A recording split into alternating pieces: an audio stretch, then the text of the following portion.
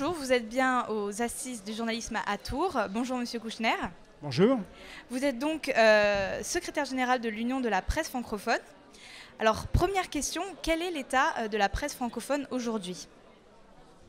Difficile de répondre en quelques minutes. L'état de la presse francophone est évidemment variable suivant les pays. On ne peut pas avoir une idée comme ça générale sur cette situation. Il y a des pays où c'est une presse en profonde transformation, comme par exemple dans certains pays d'Afrique du Nord, notamment en Tunisie, où après la Révolution, il y a eu un essor extrêmement impétueux de la presse, puisqu'ils sont sortis d'une période qui était une période d'empêchement sur le plan des libertés de la presse. Il y a d'autres pays où cette évolution est une évolution beaucoup plus lente. Elle se fait dans des conditions qui sont des conditions parfois politiquement difficiles, où les réglementations et les menaces pèsent beaucoup sur les journalistes, et d'autres pays encore où ils ont marqué un certain nombre d'avancées, ce qui fait qu'aujourd'hui, on a une presse qui est beaucoup plus libre qu'elle n'a été dans le passé. Donc c'est très variable. Alors justement, concernant les avancées, l'UPF, c'est pratiquement 3000 journalistes dans 110 pays du monde. Quels sont les grands enjeux en ce moment même dans les régions que couvre l'UPF, par exemple, et dans les médias francophones? Quels sont les grands enjeux?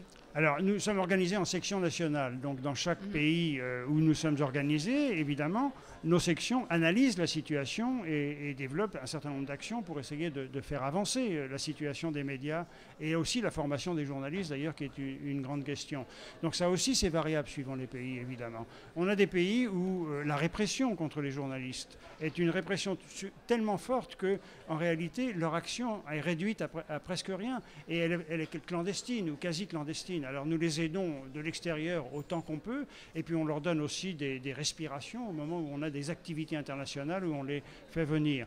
Et on a d'autres pays où l'activité est beaucoup plus forte. Alors qu'est-ce que c'est l'essentiel? C'est la liberté de la presse, qui est la grande question dans ces pays. Il faut obtenir des conditions suffisamment ouvertes, suffisamment libres pour que les citoyens aient droit à une information qui soit une information plurielle. Car nous ne travaillons pas pour nous-mêmes, nous journalistes, mais nous travaillons pour les citoyens qui ont droit à cette information. Alors justement, ces citoyens, parlons peut-être du journalisme citoyen. Il est en plein essor, notamment en Afrique. Est-ce que vous pensez que c'est l'avenir du journalisme dans des pays où... C'est en développement. Là encore, ça dépend dans quel pays.